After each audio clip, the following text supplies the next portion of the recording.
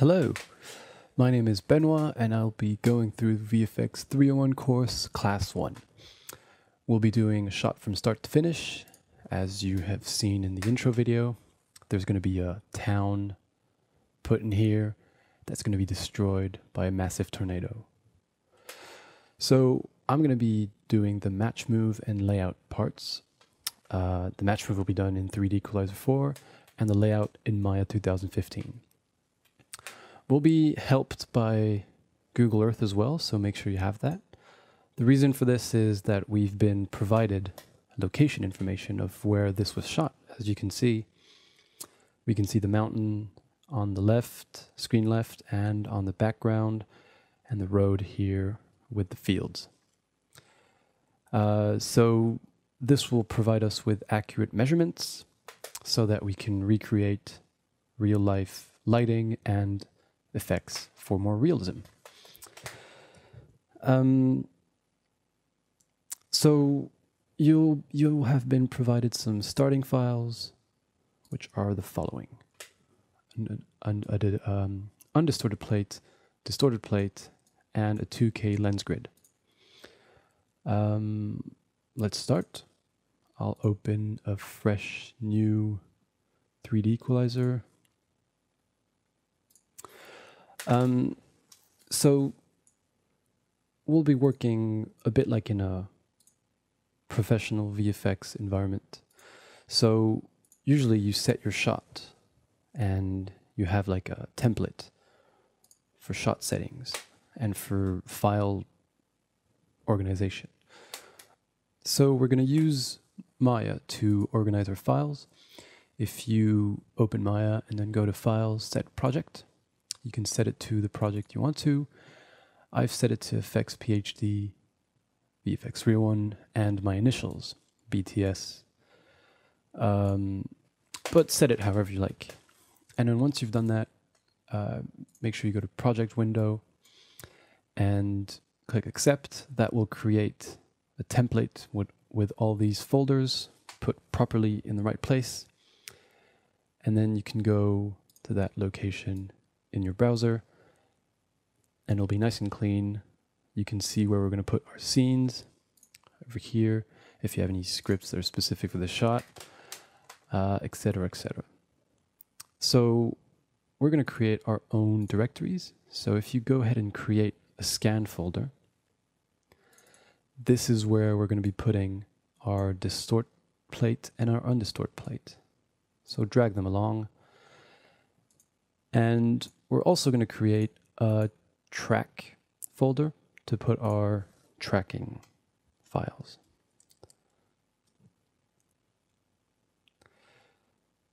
So once all this is done, we have a nice clean hierarchy to work with.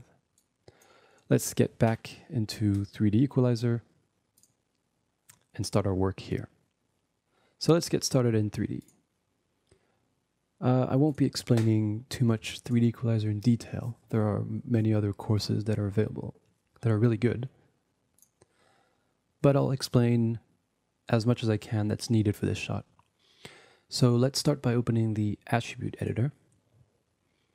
This is where we're going to bring in our footage. So if you navigate to your set shot and go to the scan, distort plate, and then bring in the plate, 2K plate. So here we are with the plate. That looks a bit weird. That's because it's an EXR plate, and there's this toggle here called 8-bit color conversion. It sets itself at the wrong settings, the wrong balance of blacks and whites, but I found that the good balance is usually blacks at 0, whites at 2, and then gamma at 2.2. And this usually gives you a pretty good image. So if you play it once, it'll cache in pretty slowly. And then once it's gone through it, it'll be able to play it real time. And that's where we'll start tracking shots. So a normal VFX workflow is the client will submit their scan or their plate. You can call it whatever you want, but basically they provide us with their shot. And then they also provide us with lens grids, shoot location, film back information, focal length information, as much information as they can from the set. They also usually nowadays provide a scan, a 3D scan of the environment, which is called LiDAR usually, or survey data, or at least measurements of several features on set. In this case, we have Google Earth with a GPS location. So our footage is all loaded now. Let's jump into tracking right away. In 3D Equalizer, you have several views. If you press F3, this is the distortion environment. It's, sorry, not environment. Workspace. And then you have auto tracking in F4 and lineup in F5 and 3D view with F6. So you can see your environment in 3D. And if you bring in Geo, it's usually around here. You can bring in OBJs. It's pretty useful. Let's go back to 2D tracking, F2. And let's start tracking shots because, as I mentioned earlier, we have a little bit of wobbling that will not be noticeable, I guess, but at high level of VFX work, we have to track as much as we can so that it looks as real as it can. Let's just track 3 points, should be enough for a camera that's nodal like this. You should be able to create a new point right away when you click on it. Sometimes you'll be in this situation where you're on the wrong frame. So make sure you're at frame 1. Delete that point. If you go into the object browser, you'll be able to see your point group with all your points in it.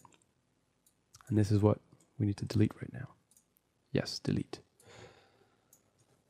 Let's do this again at frame 1. So this is the track box. It's basically the feature that it's going to try to recognize. Because it's a still image, we can stay very close and just hit track. If your shot is moving very fast, you should generally at least have the same length as your width and your height on each side, just so that it manages to track when it's moving. So it checks image by image. So if this feature on the next frame is over here, it needs to have the space within this box to search it. So if this is too small and this is moving really fast and the next frame it's here, it'll have trouble finding it. But in this case, barely moving, it's good. So let's track something else. Let's go get something in the midground. It's good to spread around. So let's track this pole here. Same thing. It's really static. You'll notice a little bit of wobbling. It's within a pixel, so there's nothing much we can do about that. And we don't really need to do anything about that because we have enough features to compensate. Let's track one more point. Let's go for this.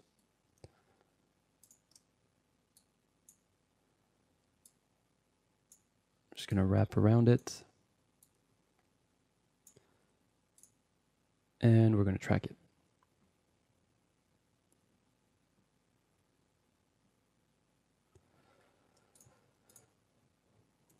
So we've got our points. Now let's open the attribute editor again and just double check that the lens is correct. So this is an 18mm lens, so we have to make sure that we are at 18. this film back is correct, it should be picked up automatically by 3D by reading the EXR metadata. So if your film back is not the same as mine right now, you should set it at that.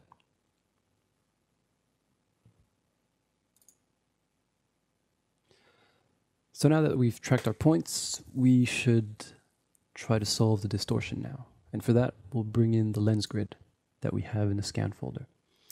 If you change your environment to basic, it should load up a little bit more information, and it'll bring in the attribute editor and the object browser directly in one window, which is pretty useful sometimes.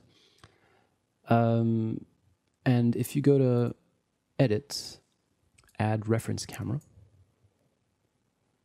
it'll open up browser. Sorry, it'll create a reference camera. I've created 2, so I'm going to delete 1. Double click on the ref camera, and same thing, browse for our plate. So we're going to go directly into scan to get the 2K grid. Here's our grid, and basically what the grid is going to allow us to do is straighten anything that has to be straight where it was shot. Because as you can see, there's a slight curvature. If all these lines are straight, all these lines on this grid are straight. And there's a slight curvature because of the lens of the camera and the passage of the light through several mirrors and glass pieces make it distorted, especially on an anamorphic plate. So for this, in 3D Equalizer, we just need to go to the lineup view, distortion grid, which is F3, and you can see that there's like a grid in the middle.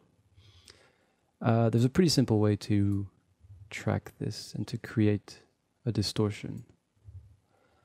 Just wrap one box, usually on a corner, it's pretty good, with these points, and make sure you only use like one edge of it, because then you can click on this pretty handy button here, which will snap all the other points based on your first setup. And then, as you can see, it's pretty much already following correctly, and all we need to do is cover the whole area up and down so that it can accurately create a distortion map. The way we do this is by pressing Control and the directional pad. It'll add one more grid each time you press it. And sometimes it'll mess up because there's something on the grid which is kind of weird, but let's just continue. As you can see, this grid wasn't shot in the best conditions, as there's some ripples and reflections and tape, different levels of light. But it's still pretty good, and 3D Equalizer will be pretty good at averaging it out and making it look good. Also, the other problem is it doesn't completely cover the whole frame, so we won't have enough information for the edges, which is a shame, but again, 3D Equalizer is pretty good at figuring it out. So once we went through the side, you guessed it, if you press Control up, it will do the same upwards. Always make sure that nothing messes up, and we should be fine. Let's go a few more. No, let's stop here because this is quite messy. So once you've covered the grid, you can go in Calc and calculate distortion camera geometry. It'll be already set where it should be.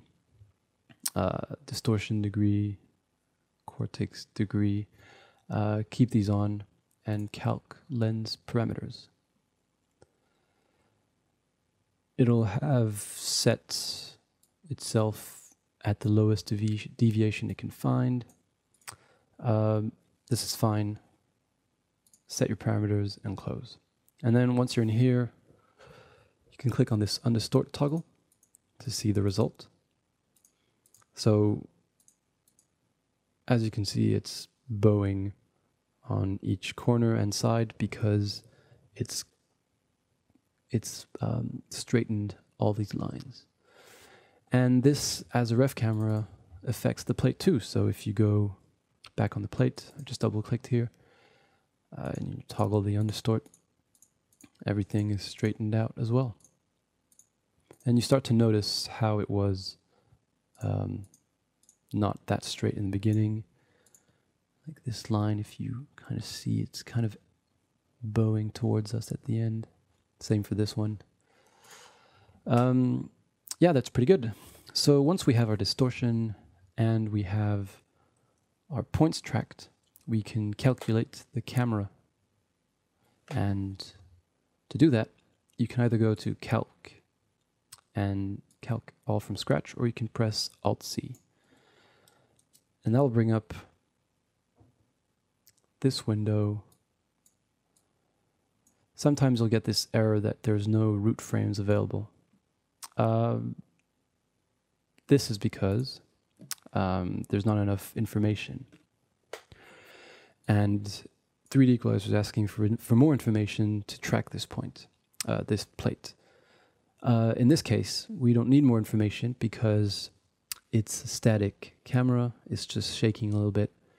And we need to go into the camera constraints options in the camera panel in the attribute editor and select camera constraint fixed camera position, because the camera doesn't move, but it will still be able to rotate. So once that's selected, do Alt-C again, and it'll have figured out how to calculate this. Use result. It'll bring it in. This is a deviation, so it's the values where the points are the most off, but a deviation of 0.03 is really low, and we have not much to worry about. If you go to F5 view, you'll notice that all our points have green crosses now. These are the 3D estimated positions of the points. And as you can see, they're pretty accurate. So we're good. And this is it for the 3D parts. We're going to do all the rest in Maya. So to do this, let's export our project to Maya. Export file. Go back to your directory. And let's put this in scenes. We will create a new directory actually with our initials, because when you're working on a shot, usually there's different people working on it. So it's good to have initials to notice, to make other people know that it's your files in it, and also it's to keep everything clean. So let's call this VFX 301 export V01. And let's throw in our initials again to keep track of who did it, just in case in the future there needs to be a search of where a file is and how it's going, and if there is any problem on the shot, usually if we have to go back in time, it's useful to have initials to know who did what and where. That's it. Okay. Okay. Project successfully exported. And we'll be opening Maya next. I'm just going to clean up a little bit. Okay, let's get into Maya and go and import our 3D Equalizer file. Make sure you set your project to the VFX 301 folder for easy access. So let's import that. And what we have here is the plate and the grid camera. So we don't need the grid camera anymore, and we're going to delete the image planes as well because they're kind of buggy when exported through from 3D Equalizer. So instead, let's middle drag the camera to the viewport so that we see through it, and go into Import Image Plane, and navigate to the Scan folder, and select the undistorted plate, bring it in. Go to the attribute editor and make sure you tick use image sequence so that it updates based on the frame range. And we're going to bring the image plane closer to camera, depth to 1, and the opacity. We're going to bring it down as well. In this case, it's called alpha gain, so 0.8, so that we can see through it when we're in wireframe on shaded mode. Let's go back to the camera. As you can see, it's pointing down. That's how 3D estimated it, but it's kind of wrong. So first of all, let's scale up the camera to have a better visibility of it once we're going to be working in real life scale, so it's going to be massive. And then right away we can scale this, we can lock this, sorry, to avoid any mistakes and keep the rotation animation correct. So let's bring this to where it is approximately. Where, I mean, the camera's pretty much pointing forward in the plate. And we didn't have any information about the camera height provided to us, but we can estimate it to be on a tripod, which usually are around chest height. So I think we can safely say this was around 150 centimeters. And for our project in Maya, we're going to consider that one Maya unit equals 10 centimeters, or 1 decimeter. So in this case, 150 centimeters converts to 15 decimeters, so we can right away bring the camera to 15 and translate Y. So now it's about 150 centimeters in height from the ground, which will be 0. Always a good time to save your scene. Let's name this fxphd, the fx301 layout, and your initials and version. So let's go into Google Earth and see what we have in terms of scale. There's this really handy tool on Google Earth called the ruler, and it'll let you measure from one point to the other in different units. Let's choose centimeters to have an easy conversion to decimeters. So this is our shoot location, and as you can see, there's kind of a rectangle field, which is quite simple, and I think we're going to use this as a basis.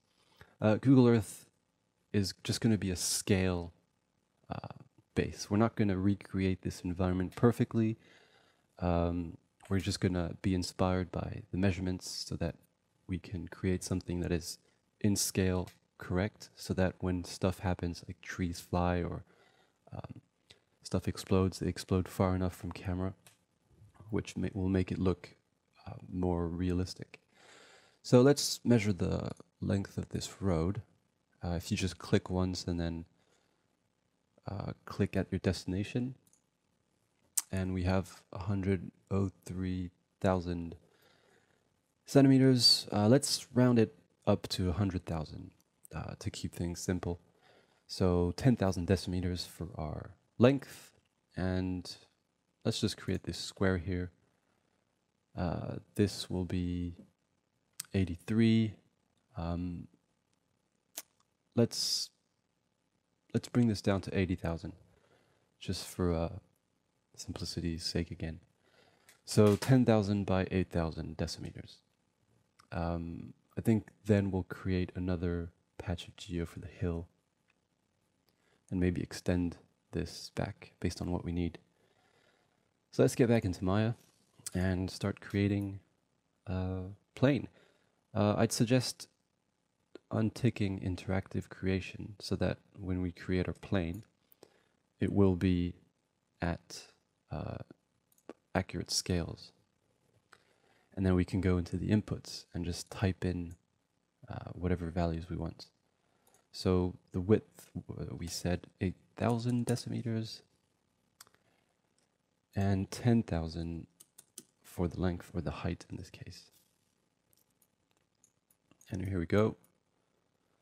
As you can see, clipping planes are too close, so if you select the perspective camera, go into the attribute editor, just add a 0 in the far clip plane, and do the same for the camera, as we're going to be seeing through it later on. So now we have our scene with our first patch of field. Let's bring the camera to where it is in that imagined field we have. So it's on the corner here. So now we have our camera about 15 decimeters, well, exactly 15 decimeters above the ground, pointing towards the end of the road. Let's imagine that this edge is the road and put the camera right at the edge.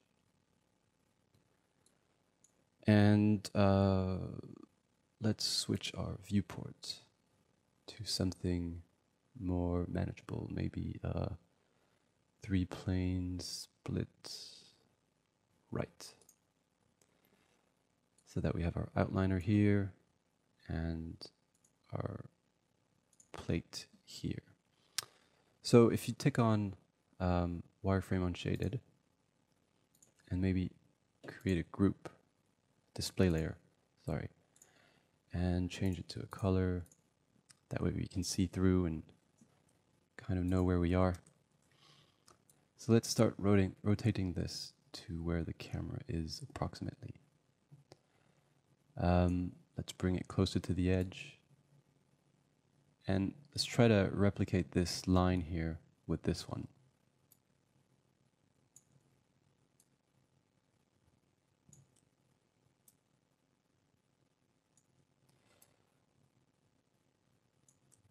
It's a little bit of tweaking, but once we get it, we'll be able to start from here. So you can also rotate slightly because the road isn't flat. I mean, it is flat for a long part, but it's I'm pretty sure the camera's pointing a bit upwards and the road's going down. So something like this is pretty good. Let's see if we can rotate a little bit more this way. Yeah, there we go. We have a nice parallel line going down there now. So let's use this line for this side of the road, and if we insert an edge loop tool and create a line for the other side of the road, here we go. That'll be easy for us and for not just the layout part, but the whole pipeline later on to know that this is the road.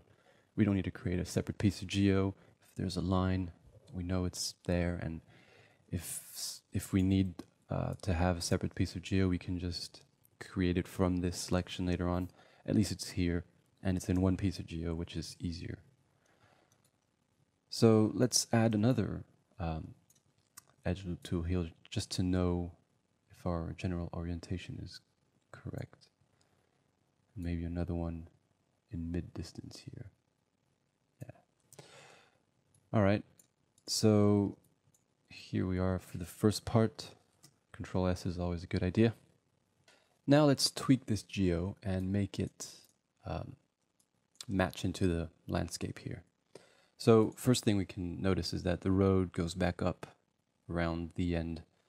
So let's just go right away, select that vertice, which is at the end of the road. And if we double click on the tool, and turn on soft selection. If we maybe put it around like 6,000, so that we can select with the fall off, we can just lift this up to that curve over there. And yeah, here we have the road curving down and back up to mimic the landscape. So let's do this for every corner. For example, here it's off camera, but we can match it to this edge there. I'd say it's around here, and then we can go into the middle part and then lift this up to the corner over there. Looks like we might have to select in the middle, bring the fall off a little bit shorter, and then bring this slightly down. There we go. And the far corner, this is just an estimate, but it wouldn't surprise me that it's, if you imagine the height of the trees and how high they would be from the ground, I think this is a good guess. So once we've done this, this is pretty good for our main plane here. Now let's go back into Google Earth and measure our hill. So for the hill, we're going to add this patch too as we see it in the shot. So let's bring this into one piece. I guess we can measure this point as a reference. So 50,000. Yep, let's round this to 50,000 centimeters. And then let's just duplicate this distance over to here to bring this to 100,000. And then we can pretty much estimate this to be the same 50,000 here, because at some point we won't be seeing it anymore. So let's create a piece of geo that's going to be 50,000 in width and 100,000 in length, so that we recreate this area that we see in our shot. Okay, so back to Maya, and we said 50,000 centimeters times 100,000 centimeters. So let's create this now. Shift, right click, polyplane without interactive creation. And let's, so convert it to decimeters, of course. This will bring us to 5,000 times 10,000. And we end up with this piece of geo. Because we measured in the middle here to this corner, let's press D, hold and press and hold D and then V, so that we can move the pivot point and snap it to the edge we measured in the middle. And then if you press V again and middle click, we'll bring it snapped to the edge, to the corner where we measured originally from. So this is just to put it at the right height. But as you can see now, we're going to rotate this up. It won't be accurate because the landscape isn't a perfect square or rectangle. So we'll just bring this back here and just cover the plate around this area. And let's see if this inclination is pretty good already. You can add this new piece of geo to the layer so that we can toggle the view, the visibility. I'd say this is rotated a bit more downwards like this. And yeah, the lines kind of feel like they're following the perspective pretty well. Maybe just a bit lower. Yeah. All right, so we can also rotate this down a little bit this way so that the gap between the two pieces of geo is less wide, but then we're going to snap the vertices together later on. So once we've done this, same principle. We can select an area. We can go directly for this place here, I guess, and lift it up to match this hill. Maybe the fall-off radius should be a bit lower. Let's try 2K. That's a bit too much, too low. 3 then, and yeah, have it play around, get it to match, see what feels right.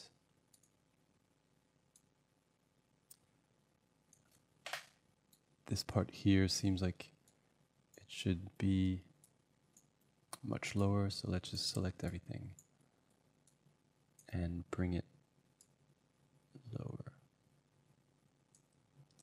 It seems like it's kind of flat over there, so we can kind of rotate this. See if it's flat.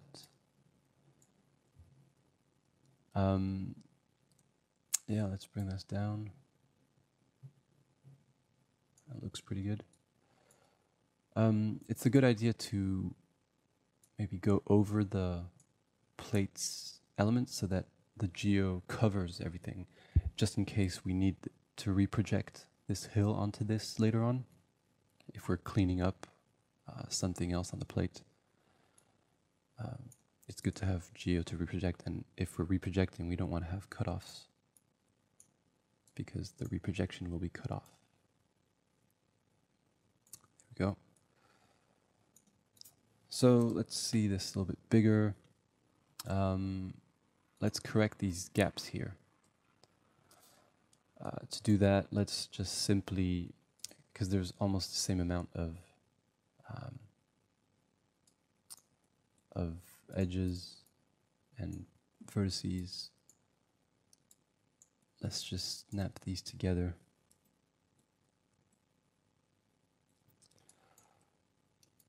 Actually, they're not close enough, so let's just bring this down to under the previous piece of geo.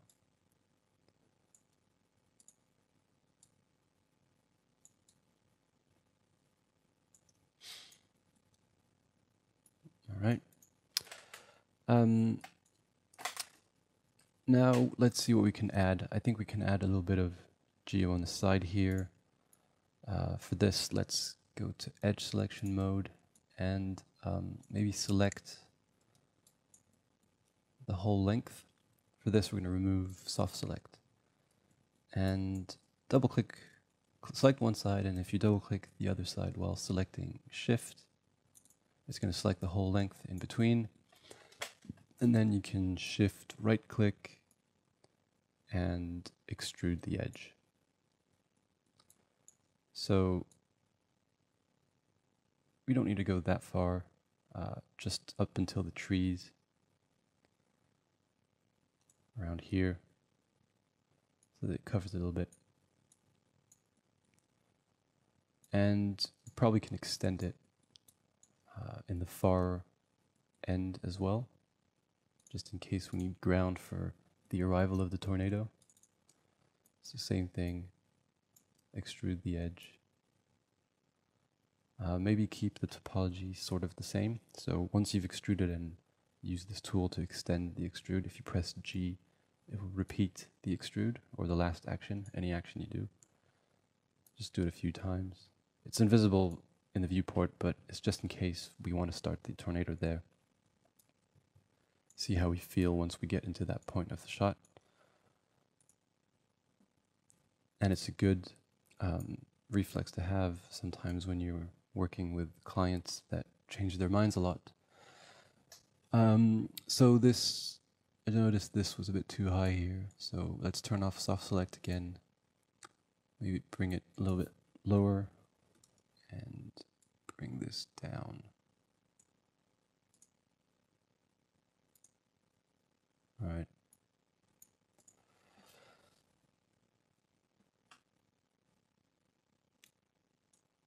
Alright, so there's just one thing we need to do now.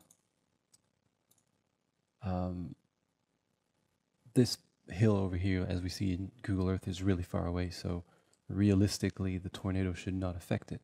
But this patch of ground here could be affected. So we're going to create a little extra piece of geo for that part.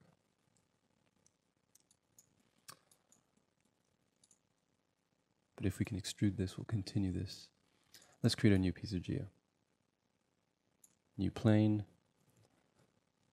Snap it to that corner. Let's just copy these values for the scale. So about 5,000 the width and 100,000 for the length. Rotate it 90 degrees in Y. And if we snap the pivot point again to that corner, start creating this, maybe lift it up to the tip. I think we can bring it over around here. And maybe we can go a little bit wider.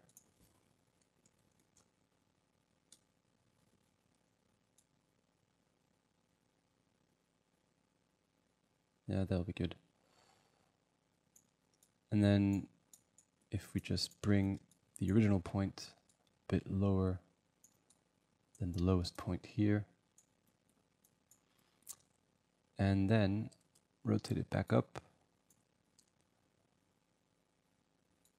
so that the highest point touches the trees, because from here on we're gonna use the fall off to bring this down in a smoother way.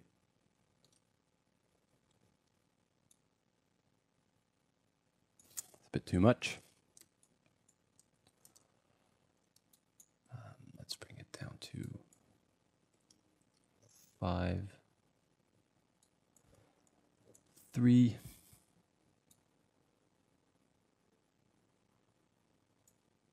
Around here.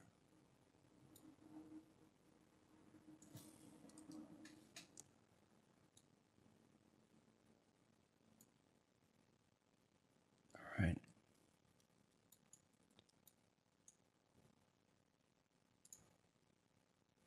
This one we can soften a little bit too. And then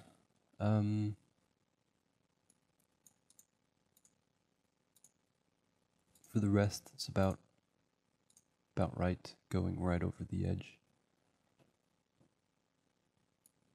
Let's just create a new extrude there to cover that little patch.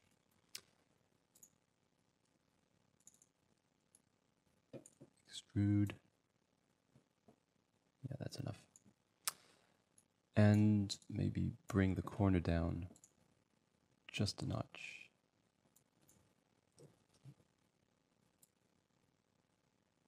There we go. So we can add this to our geo group as well, and display layers. And here we are. I think this is a good basis for the work that's to be done. So what we can do now is, once you've saved, we're going to create our publish file. So a publish file basically is a clean version that everyone else can use. So we have 3 pieces of geo here. Let's call them different names. So these ones could be called plain geo. If you add a 1, and if you use the auto renamer up there, it'll, as this drop down says, edit the names, but if you select several pieces, it will automatically number them up. Let's call this hill geo.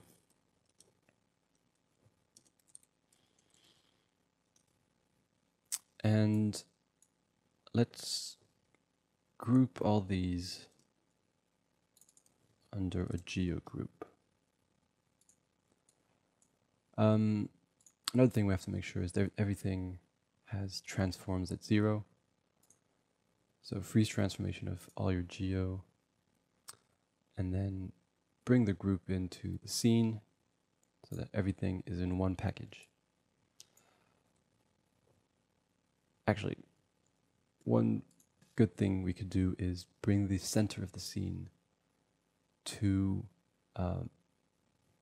sorry, this got out, to be in the middle of the action. So because our town is going to be around here and the destruction is going to be around here, let's bring the origin of the scene around there. So that black grid was a good reference point. So that's pretty good, yeah. And one last thing, if you go to delete by type, delete all your history so that our edits on the geo are washed out.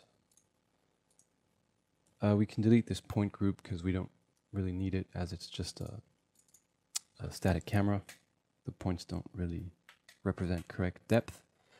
And let's call the camera VFX 301 layout cam.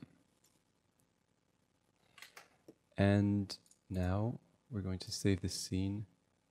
It's the same name, but underscore pub as publish, so that we know that this one's the clean one. And that's about it.